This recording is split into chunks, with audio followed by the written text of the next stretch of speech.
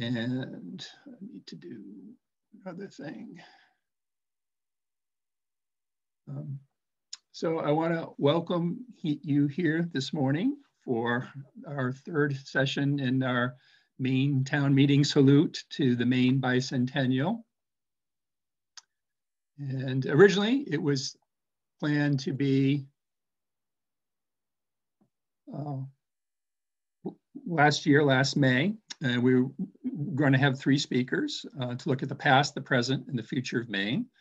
And the speaker for the past did wind up being Professor Liam Reardon of the History Department at the University of Maine, which we had to do virtually because of the pandemic. We did that last May. And then Bill Green spoke on present of Maine, and we did that at the beginning of this April. And now we get to look at the future of Maine with Yellow Light Breen. So again, I want to thank you for being here. This is our 32nd year of doing the Maine Town Meeting. Unfortunately, this is the 2nd year where we've had to do it remotely. And hopefully by next year, we'll be able to get back to in person. And there's an acknowledgement that I need to make, and that is, let's see here.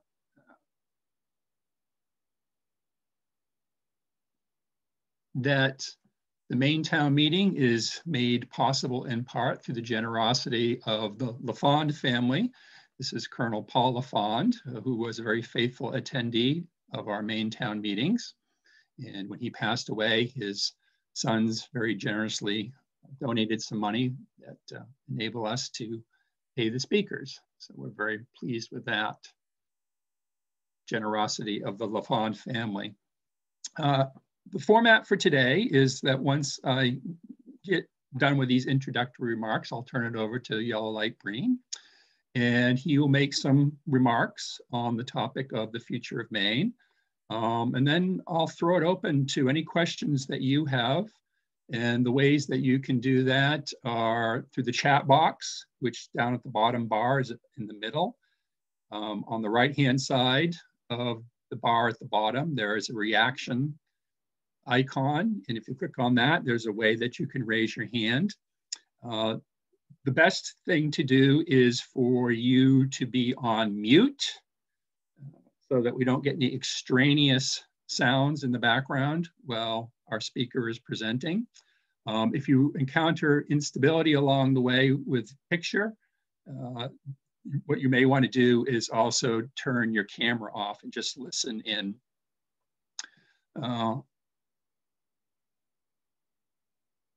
So I'm going to move on now to the introduction to Yellow Light Breen, and I think I've taken care of all the preliminary things that I needed to.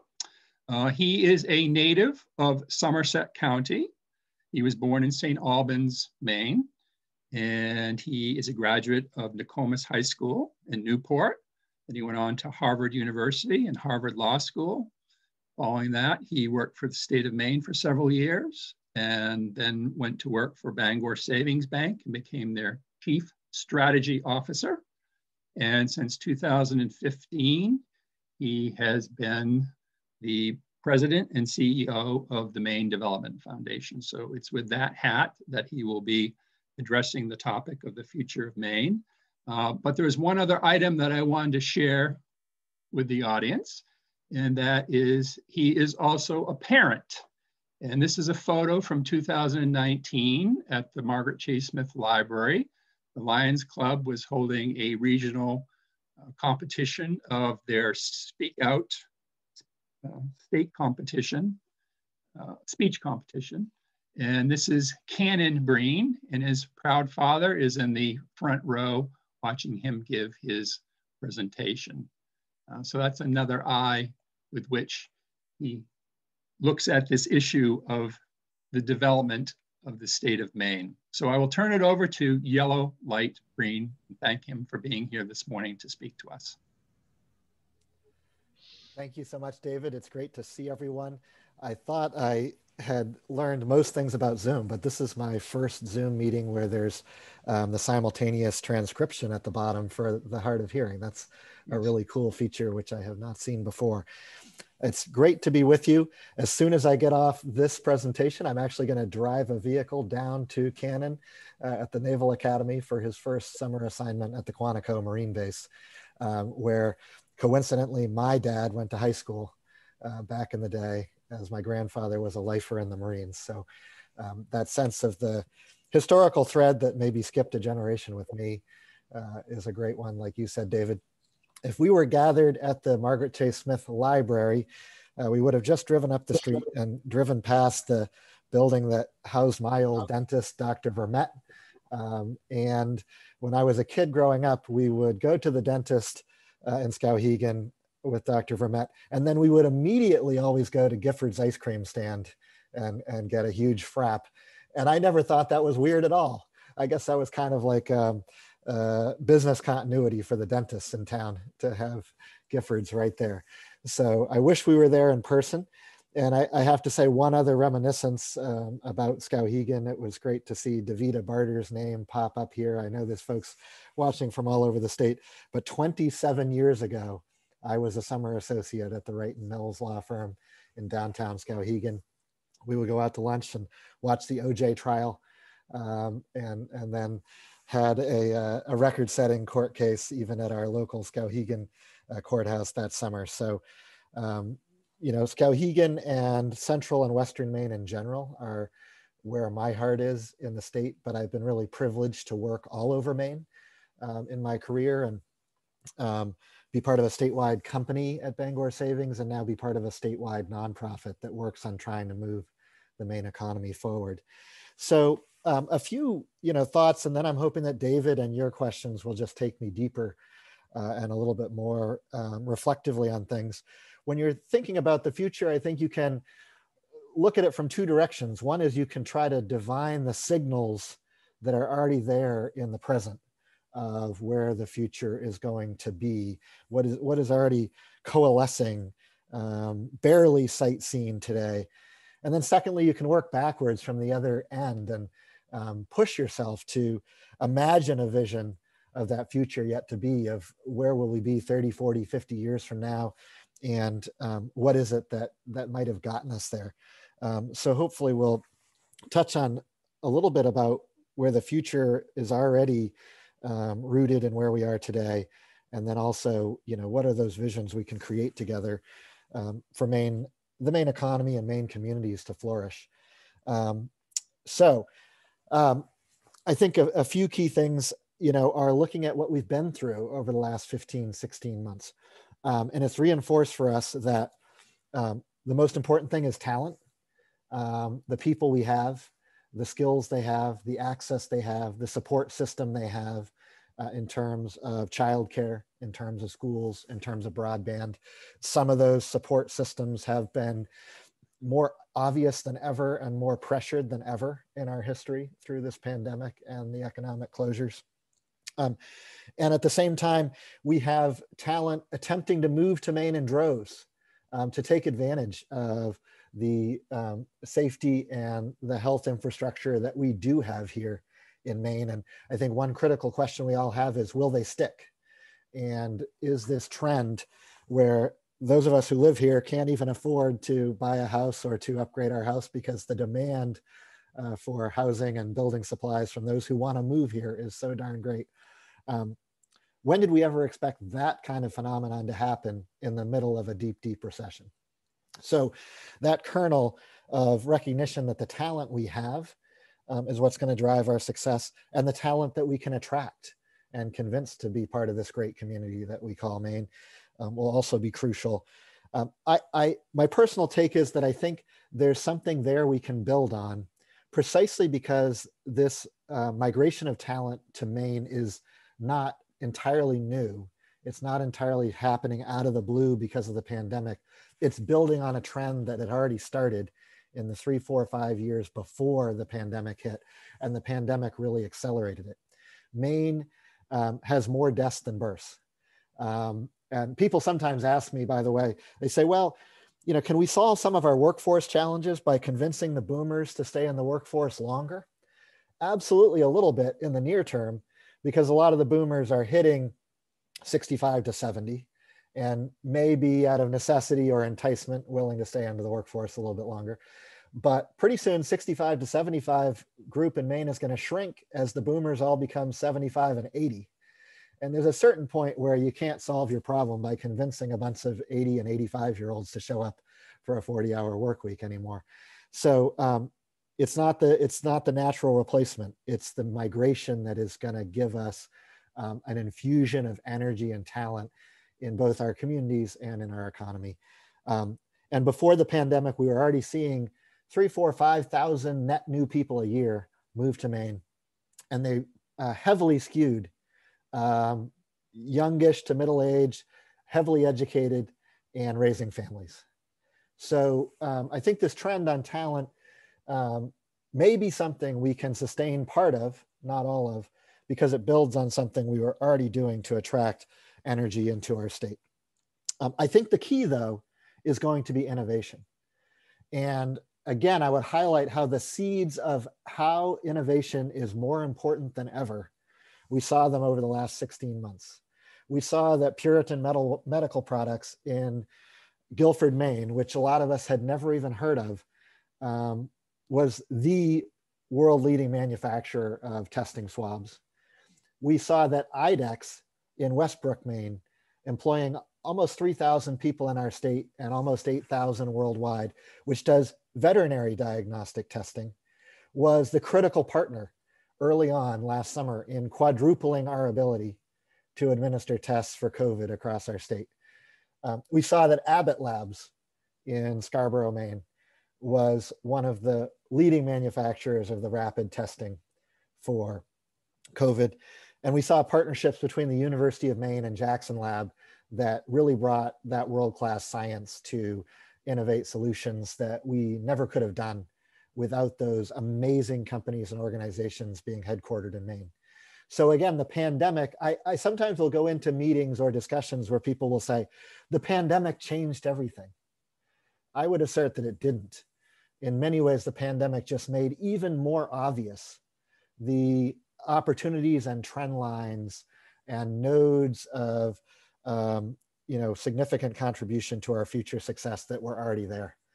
And also the challenges that were already there for our state and our economy. And I think that innovation, so we could not have gotten through this crisis to date the way we have without those world-class centers of innovation in Maine. IDEX, which I mentioned, spends 80% of all the research and development dollars in their sector in the entire world are spent by one company based in Westbrook, Maine. That's astounding. And so that innovation, I think, is actually going to be the key to whether we can keep this trend of talent wanting to be part of our state, if we can keep that trend moving.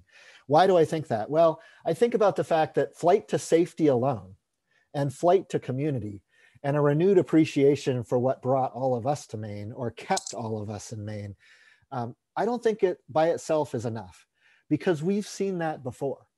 We saw that after 9/11, that there was a significant movement to places like Maine, but it wasn't enough to sustain kind of a visible long-term step change in our economy.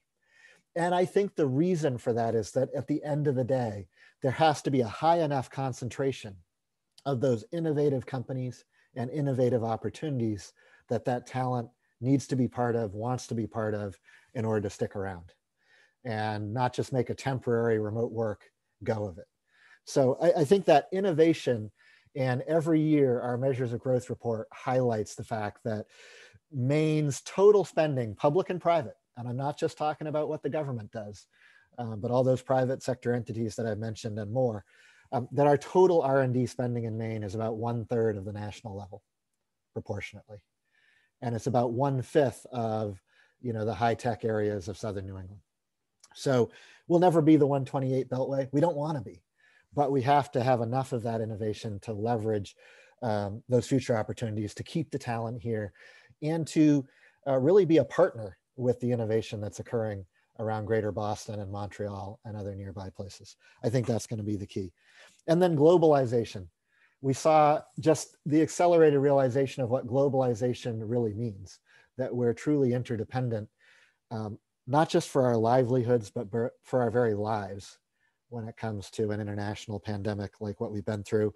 And I think increasingly as our country gets further down the road in terms of vaccination and prevention, we're realizing that we won't be safe and we won't come back fully economically unless we make sure that the world is safe in terms of getting this technology and this medicine out around the world.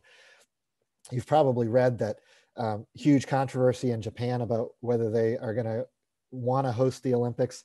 Only about 4% of Japan has been vaccinated. And that's a developed country. Can you imagine that? And we're at about 40% of all Americans and 50, 60% of those that have been eligible for the vaccine. So we've got a lot of work to do, and that global interdependence is so absolutely crucial for us in Maine, both economically and in terms of safety. So the signals of today of what's important are powerful and speaking to us if we will listen to them. And here's the interesting thing. So I was listening to Dave Rue at a presentation last summer to the Governor's Economic Recovery Committee. Dave Rue is a Lewiston native. He's a billionaire. He's a turnaround specialist, but he's not a turnaround specialist for the kind of companies that you and I tend to be familiar with and work with. He's a turnaround specialist for multi-billion dollar global Fortune 500 tech companies. And he goes in and helps those management teams figure out how to take what they're doing to the next level. He was the board chair of Jackson Lab in Bar Harbor. He still is very close to Maine. And he helped underwrite an institute in Portland called the Rue Institute that wants to bring artificial intelligence and the cutting edge of life sciences to Maine in greater proportions as part of our economy. And Dave Rue said, he said a couple of things that really stood out to me. One, he said, the scale of the entire economy of Maine is only about the size of a mid-sized global company that he's used to working with. So yes, it's a big aircraft carrier to turn, but in many other ways it isn't. It's a very manageable objective to forge a common direction for something the size of the Maine economy. And there are companies out there attempting to do it all the time. Granted, doing it in a pluralistic, diverse, diffuse democracy with 1,000 schools of thought contending is very different than doing it in a corporate structure. Make no mistake about it. But the scale of it is something that's very manageable and realistic and moderate in many ways. And the second thing he said, it's not enough for Maine to have this access from remote work and to be able to zoom into the innovation economy of the future. That can't be the way we're participating in the economy of the future. The economy of the future has to be happening here on the ground in Maine as well. And I think he's so right about that. So a couple of final thoughts on that front before I ask David and you to pepper me on where to go deeper. The kernels of a lot of that future economy are already here. When you think about our quality of place and our locational advantages, one of those locational advantages is still the fact that we are the most heavily forested state in America, believe it or not, even with some of the great wilderness states that we have out there in the West and the South. We are the most heavily forested state. We have 17 million acres of commercial timberland.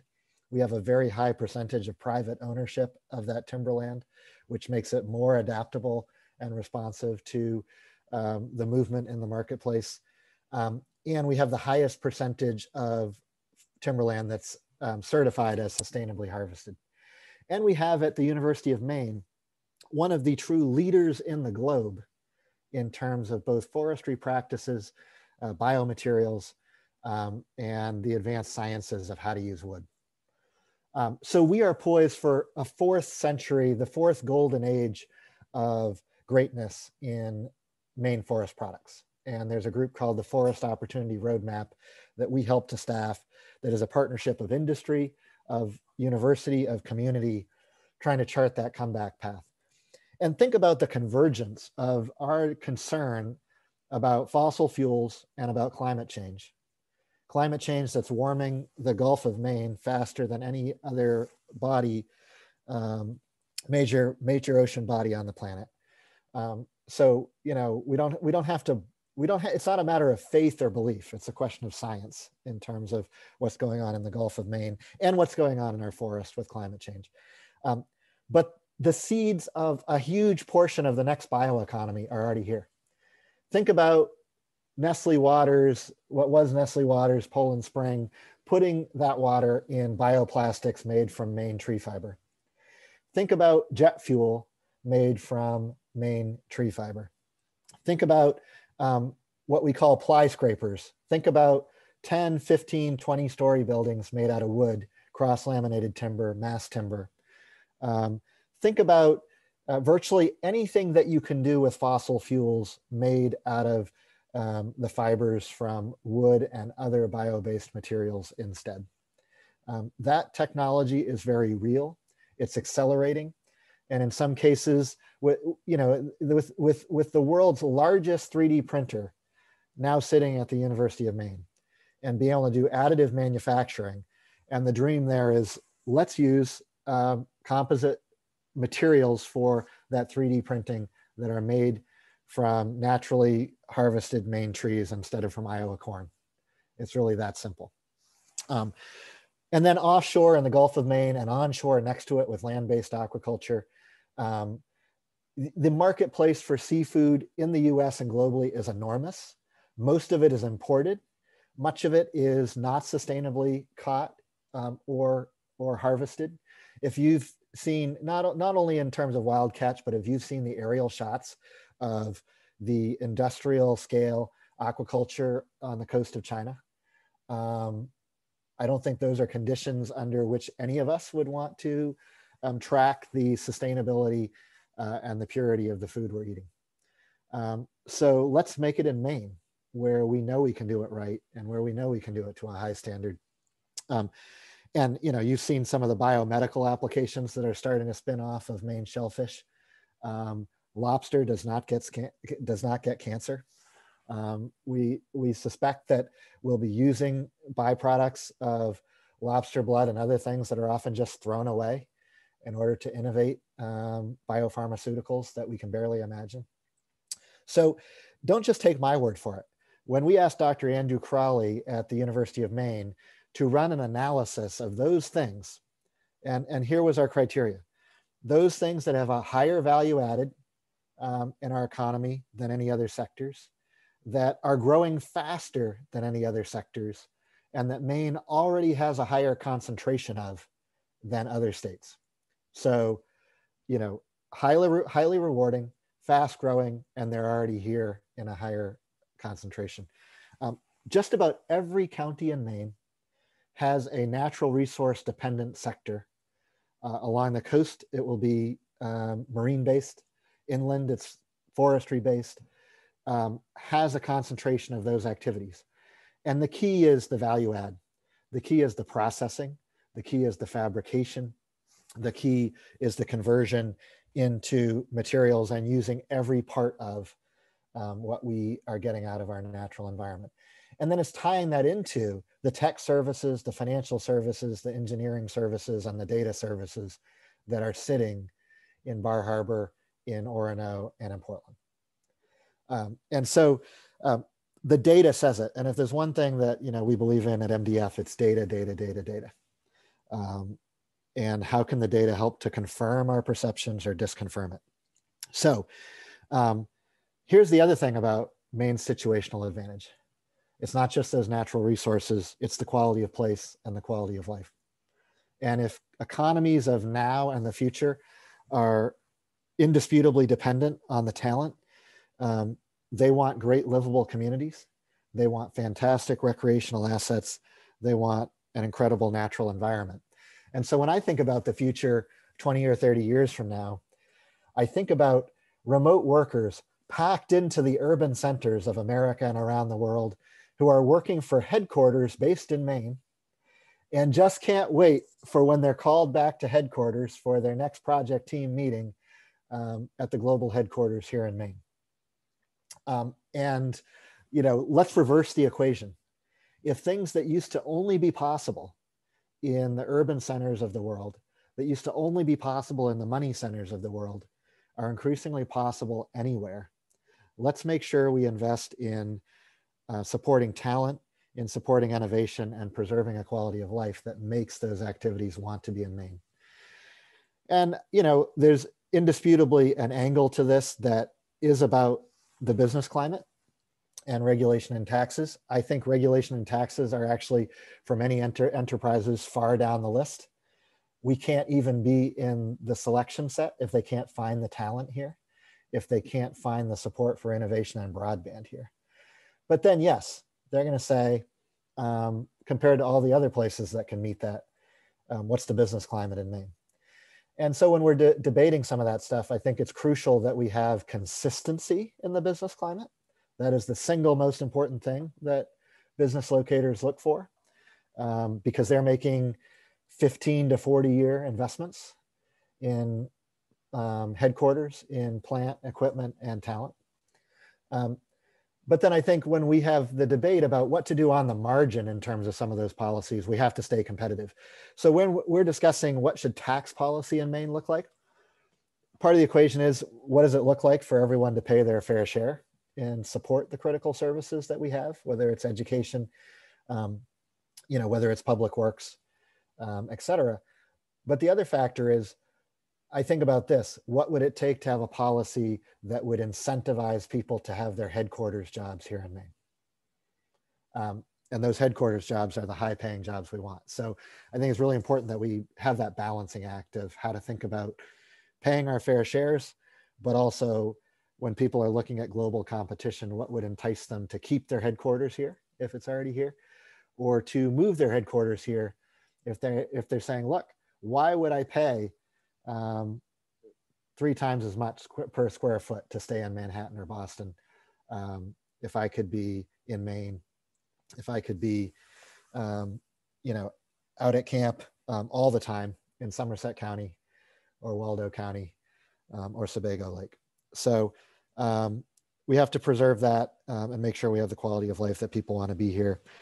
The final thing that the pandemic has really reinforced for all of us is equity matters, disparity matters, equal treatment matters, equal access matters. And it's not just a moral imperative, it's an economic imperative. I live in an upper middle class neighborhood.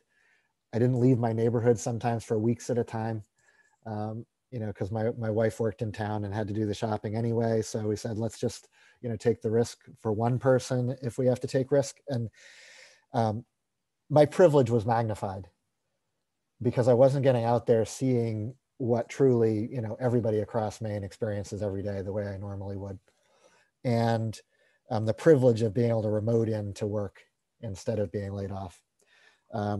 The privilege to have a high school faculty that was really good at remote learning for my kid versus school systems in Maine whose sole enterprise last spring was to make sure that their kids were still getting fed and were not worried about curriculum and pedagogy. So we've magnified that disparity.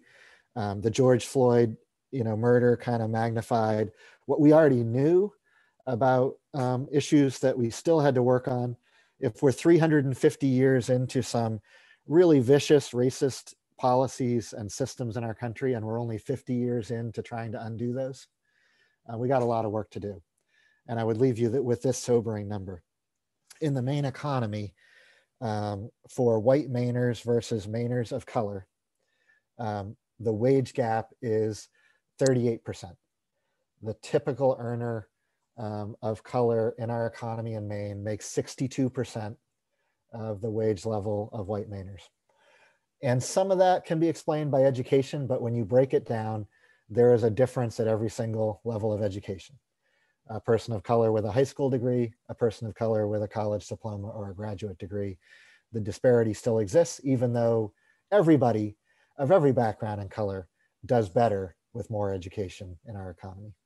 So, you know, we put that out there last year to say we have to do our part at MDF to shine a spotlight on that, not to be holier than thou, not to have all the answers, because we certainly don't, but just to, you know, really lay that on the table that it's going to take years of work, many, you know, contributing causations. How much is implicit bias that we all have How much is systemic racism?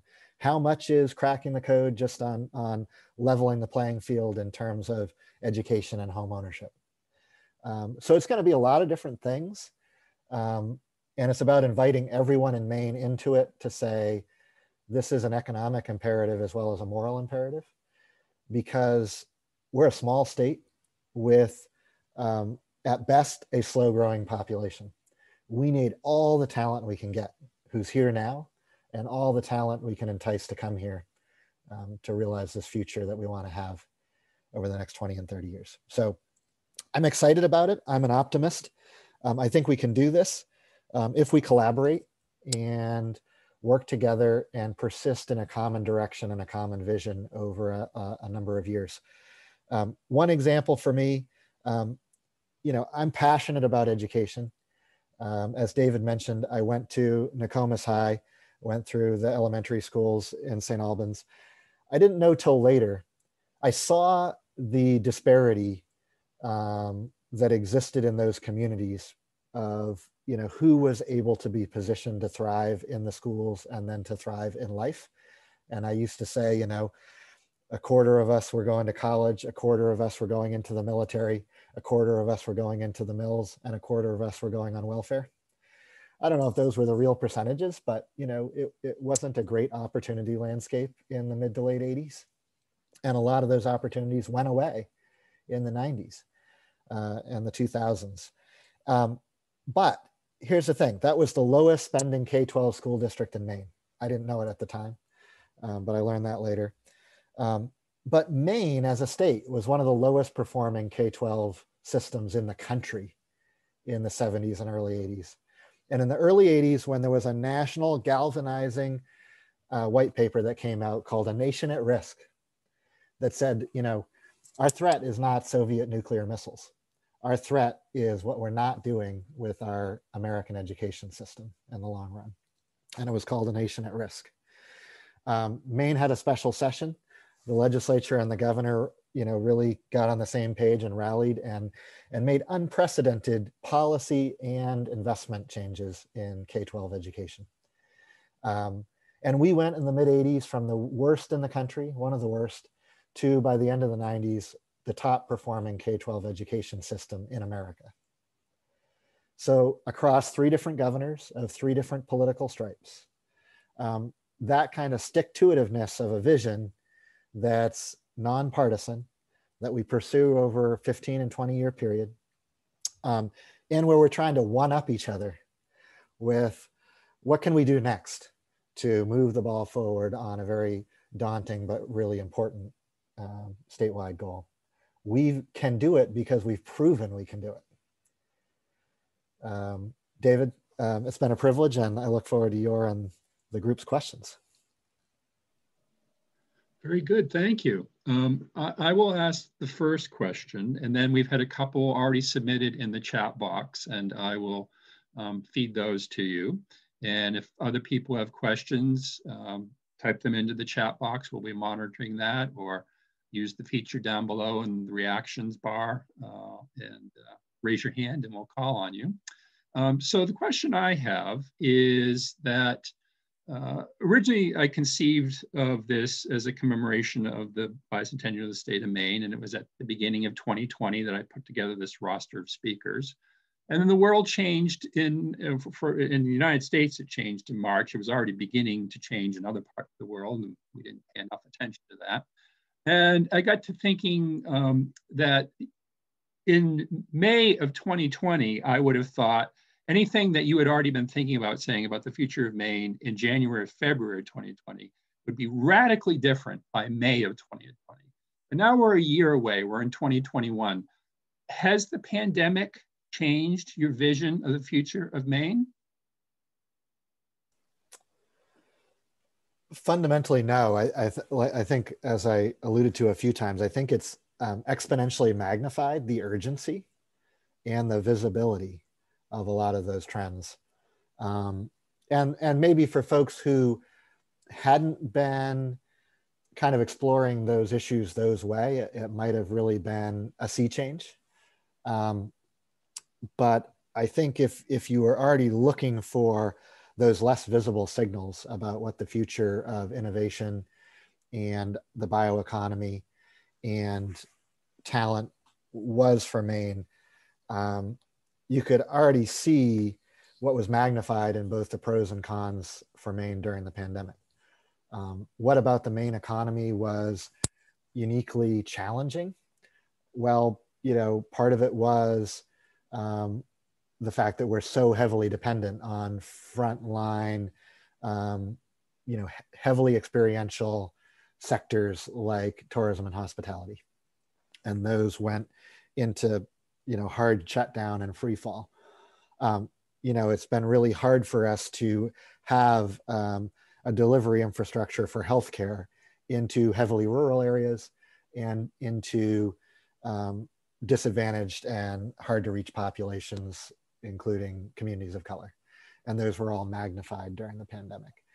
And for those of us who, either weren't paying attention or just kind of underappreciated those things, both the challenge and opportunity, we were forced to grapple with them.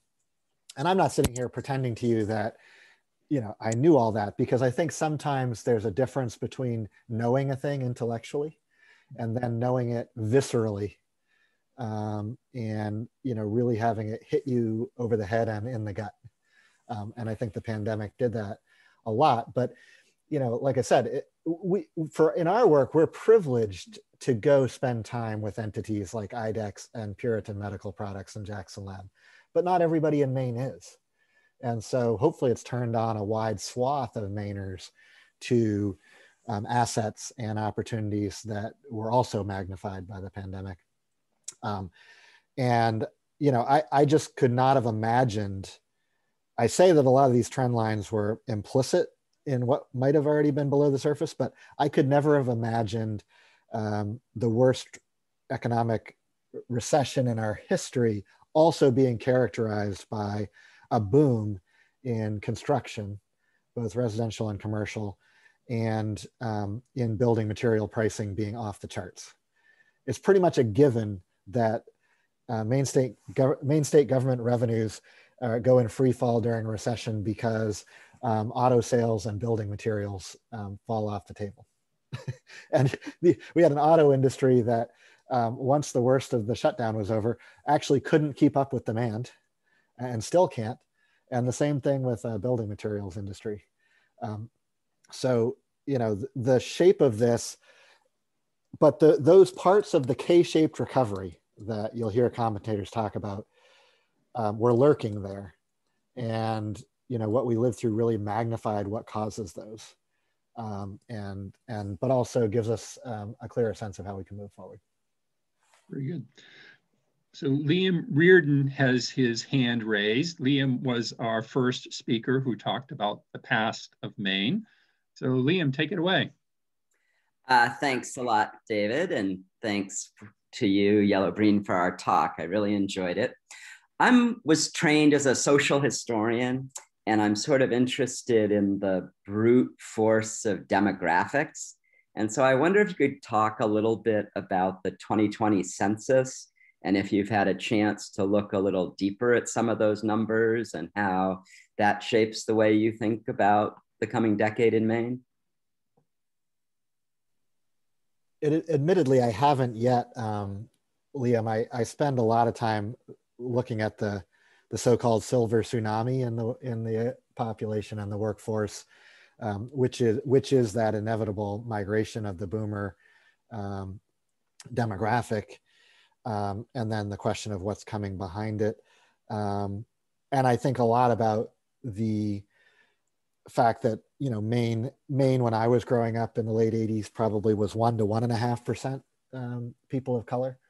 And now it's approaching around 7% people of color, but dramatically trails the nation as the nation's diversity has continued to explode, needless to say, over the last 30 years. So I think about those two things. I do think that a lot of times, whenever we put out any kind of strategy or plan that counts on a lot of net population growth at just that gross headcount level of how many bodies we have in Maine, I actually think those goals are the least realistic and the hardest that we're likely to achieve, despite this boomlet of population, especially when it comes to who's the working age population within that. You know, I think a flat to growing workforce is probably the reality.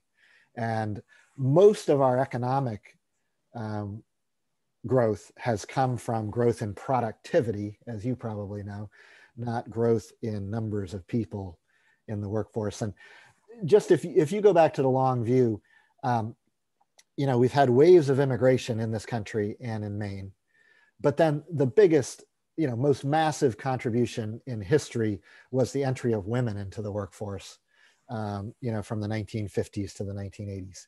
There's never going to be anything like that, you know, repeated in the future that is going to boost a workforce in a way that's disproportionate to the underlying economy, the way we did with the gender diversification of our economy.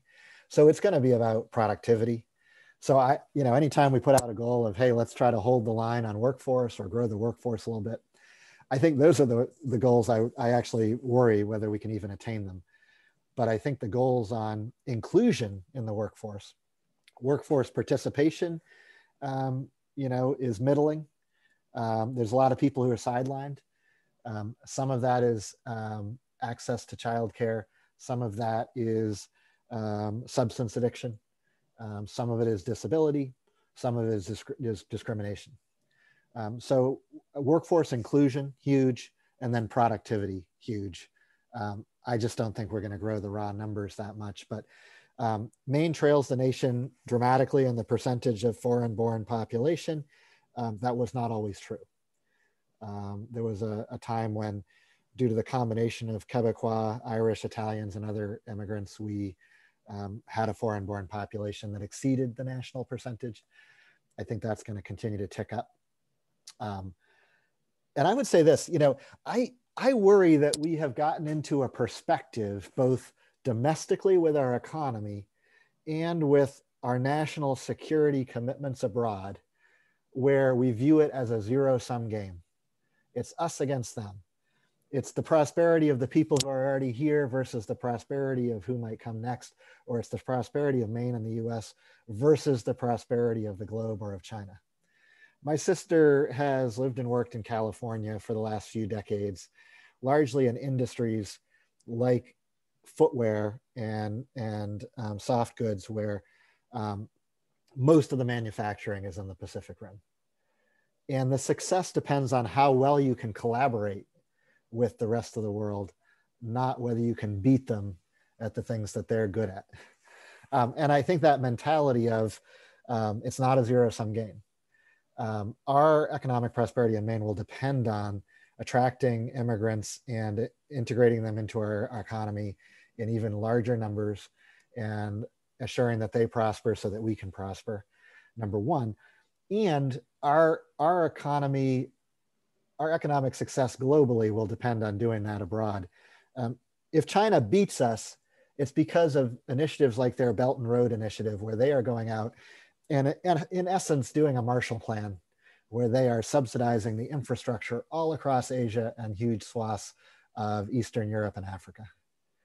That's how they're going to beat us, because they are more committed to building global partnerships right now than we arguably are. Not because they're pursuing a China first policy, paradoxically. So the answer is, you know, increased inclusion in our economy and increased inclusion in global economic growth and global trade and global security, not the opposite. You spoke about aquaculture. You spoke about silviculture, and we've had a couple of people type in chat comments about agriculture. There was a comment about here in Skowhegan, we have the business Maine Grains, which is trying to revolve a grain growing industry here in Maine. And there was a comment also about hemp, and you drive around Maine and we have this little boomlet of cannabis shops that is growing up. Do you see a role for agriculture in the future of Maine? Yeah, absolutely. And I think this whole sector of authentic, sustainably sourced, traceable food is enormous, and it's both ag and aquaculture. I think we're seeing kind of a more visible migration from just the absolute historic concentration in only wild catch to farmed or mixed operations on the coast, especially with shellfish. So it probably just stands out more because it's such a significant shift in terms of the landscape and the ecosystem of how we conceive fishing, and all the coexistence of uses that brings to bear. But I think the same is true on the ag side. Thank you for bringing up Maine grains. I think I want to say there was a headline, back last summer and fall where Maine grains had seen something like 600, 700, 800% increase in their online business and their total business. And one of the value-added sectors that I didn't mention by name when we talk about what does this look like is breweries. Maine's brewing industry, both specialty, but to the end of the line with the liquid product, but also with growing the malt and hops that can be used not only in Maine, but everywhere. That's a huge value-added manufacturing sector. We don't think of beer as manufacturing, but it is. And by the way, parenthetically, when we think about who might want to co-locate with a really huge biomass combined heat and power facility, like the one in Athens, or like some of the stranded bioelectric facilities that just don't make any sense as standalone low-cost electricity producers. What would co-locate at places like that? Industrial scale breweries and industrial scale greenhouses and industrial scale aquaculture, land-based aquaculture, are among the situations that could co-locate with our industrial scale combined heat and power facilities at our large sawmills and paper mills. So, and indeed in Finland, one of the reasons that Maine has been studying and building relationships so deliberately with the country and organizations in Finland is that Finland has pursued a very coherent and holistic bioeconomy strategy tied to its climate change strategy, which is easier to do when you're a national government versus a state government, but where they have quite deliberately, co-deployed or transitioned industrial pulp and paper facilities into some of these other directions with co-located aquaculture and agriculture applications. And within pulp and paper, they have globally leading companies that were once 80% pulp and paper that are now 40% pulp and paper and have exploded their diversification into these other kinds of bioproducts that I've been talking about. So, we're really intrigued. And again, the win for Maine is not to say Maine has to do all this by ourselves, but if we are one of the nodes working with Oregon State and the University of Helsinki, that is one of the places on the globe that is a true leader in this. We can't be a true leader in everything, but we sure as heck can be a true leader in the next century of bioproducts, the next century of local, traceable, sustainable ag and aquaculture. Thank you. When we were talking the other day, you had mentioned about the importance of a plan, and my understanding of what you were saying, we shouldn't wait around for the perfect plan. We should get a plan and act on it. Do you think, and there are a couple of plans floating out there, do you think we have good plans for moving forward? I do, and I think the old saw is that, a mediocre plan brilliantly executed beats a brilliant plan that sits on the shelf or has shaky execution all day long. Persistence is king. Adaptive persistence, where you recognize what's working and you adjust, not just, oh, we wrote a plan 10 years ago, we're still just ignoring reality and throwing good money after bad. But, great persistent execution the things we're talking about are daunting in scope and scale to fully realize these opportunities. Like I said, we've proven we can do it, but we didn't do it in 2 or 3 years. And we didn't do it with allowing the oscillation of the political pendulum to just swing it all the way back to a different direction, work for a few years, swing it back and pick up the string and start over. And my point is, in our work at MDF, I'm a realist. I don't assume that by crafting a common vision and using great data and using really good consensus building, that we will eliminate politics from politics. There's always going to be some degree of oscillation. But if we can narrow oscillation down to, where we're trying to, frankly, one-up each other politically on taking the state the next, phase down the road as we see it. And my solutions are better than the other side's solutions, but we've narrowed that down to some general sense of compass. I think that can be done, and that's really crucial. The Commissioner Heather Johnson, a Somerset County native at the Department of Economic and Community Development, she ran a process in 2019 to create a 10-year economic development strategy for Maine. Does it include everything? No. Is it perfect? No. Is it pretty darn good? Yes. One of the reasons it's pretty darn good is that, Heather was wise enough to tap Bruce Wagner, the now retired CEO of the Finance Authority of Maine, whose background is in corporate turnarounds and running really large, complex manufacturing businesses. Tapped Bruce to lead the strategic planning, which is what he does for a living. And convened a really great core group of folks and hundreds of input points from across the state, and commissioned the research that I alluded to by Andrew Crawley earlier, where we did, truly custom, but powerfully data anchored research about what's really going on in the Maine economy. Research that Andy would say has never been done anywhere to that depth, and created a stronger footing for, jurisdiction-based economic development better than anything he'd worked with abroad during his career. So yeah, so then I think the question is, let's stick with that, adjust it, debate about the nuances, but have the next governor and the next legislature and the next one after that oscillate within that overall frame and try to one-up each other within that overall frame. Thank you.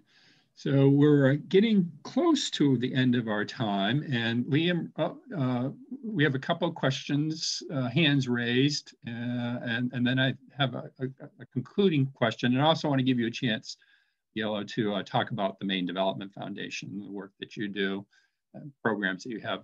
But right now I see Jeremy Lehan's hand raised. So Jeremy. Thanks, David. Thank you, Yellow, for your remarks today. I'm the Director of Adult Education in RSU 54, the Skowhegan area. So I was struck by your comments about education, the reference to how the state turned things around in the 80s, 90s. Yet you recognized with your kids, the disparity in services and how the needs vary, depending on, I think, where you're located in the state oftentimes. And in particular, of course, I'm curious about your thoughts regarding adult education and how that might play a role. You mentioned talent, and the talent we have here, the talent that we hope will migrate in, but I think we certainly have some untapped talent within our own state.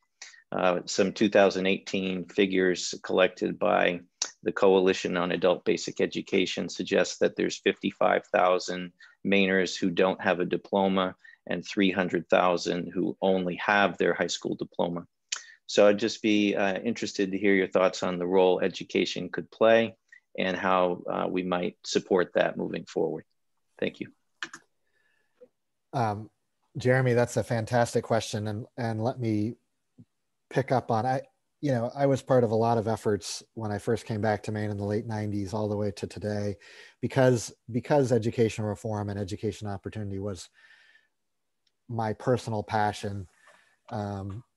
And I think at the end of the day, it's going to define where we can go more than any other one thing.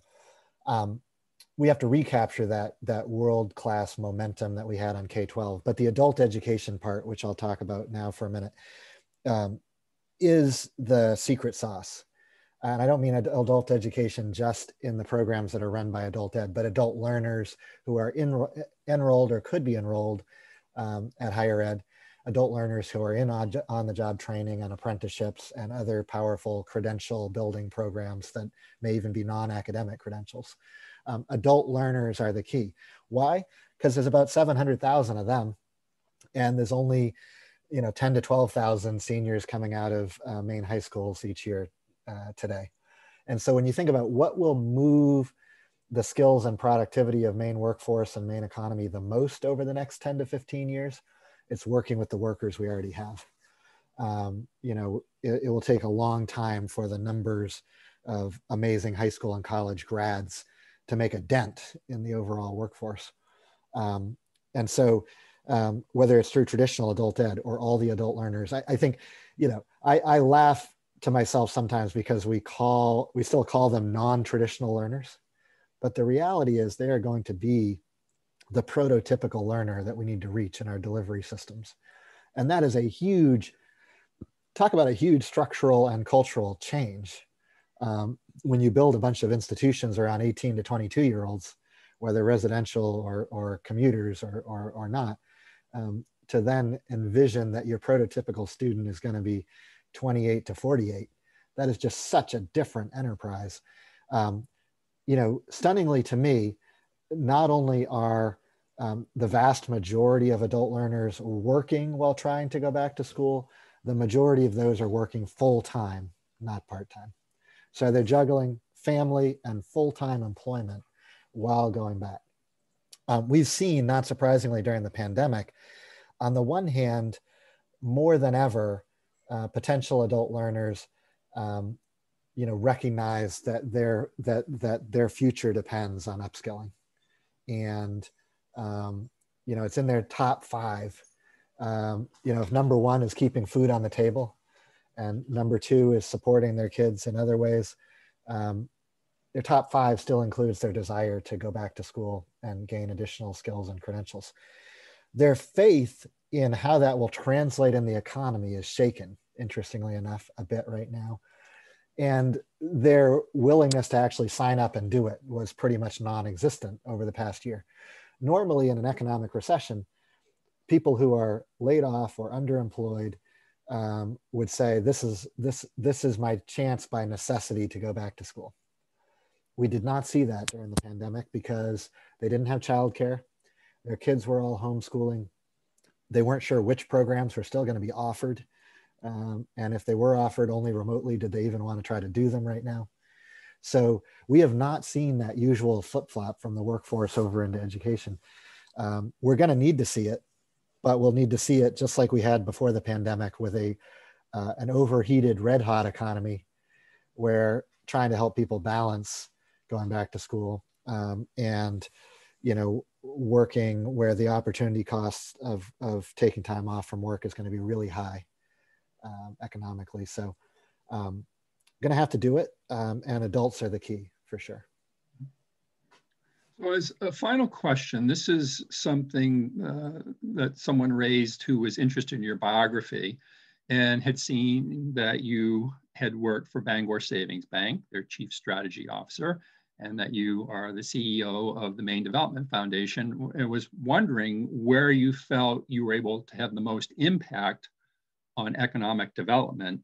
And maybe in your answer, you can also make a plug for what you do, some of the programs that you have at the Maine Development Foundation. I'm thinking of like the work you do with the Main Street program, which is, Skowhegan is a Main Street community.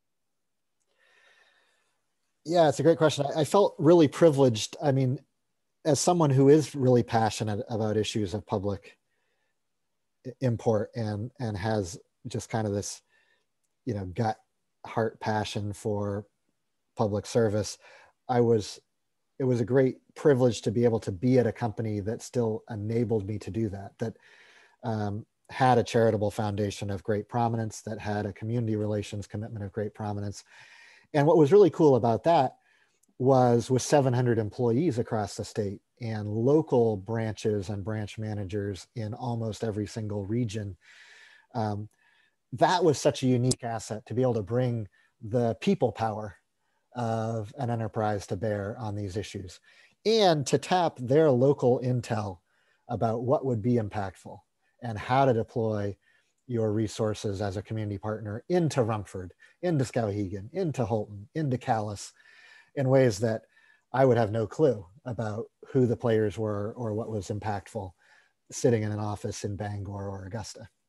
So there are actually some really neat things that I think are incredibly powerful about you know, a large scale or medium scale corporate citizen that is really committed. And a lot of it is about the ability to deploy volunteers and community leaders as part of your difference making. So now I work at a 14-person enterprise. We run lots of really cool programs. And a lot of people, by the way, when I came over here 6 years ago, said, you know, gee, it's got to be so different working in a nonprofit versus a for-profit company. The biggest difference, I think, is one of scale, not of type. I think working in and running a small business is really tough. I appreciated that intellectually before. Now I appreciate it like every single day when I wake up. When you say, gee, who's our IT department? Who's our HR department? You know, you know, it's all on one or two people. And so I think running a small business is very similar, whether your small business is for-profit or nonprofit, and that transcends the question of that scale question is challenging and gives you a newfound appreciation for just staying alive as a small business. In terms of what we do, we work a lot on data. I've referenced that a few times. Maybe after this, we can shoot out a link to the measures of growth. Oh, you're holding up your coffee. So I think one of the single most important things we do is inform policymakers and the media and the Maine public about where we really stack up. And we don't aim for a simplistic ABC grade. You know, we give, right now there's 29 different metrics spanning everything from per capita income to education, to the environment, to housing, to tax burden. It's all there. And we try to really paint a balanced scorecard of what's going on, and that it all has to play together to create that high quality of life that drives the economy.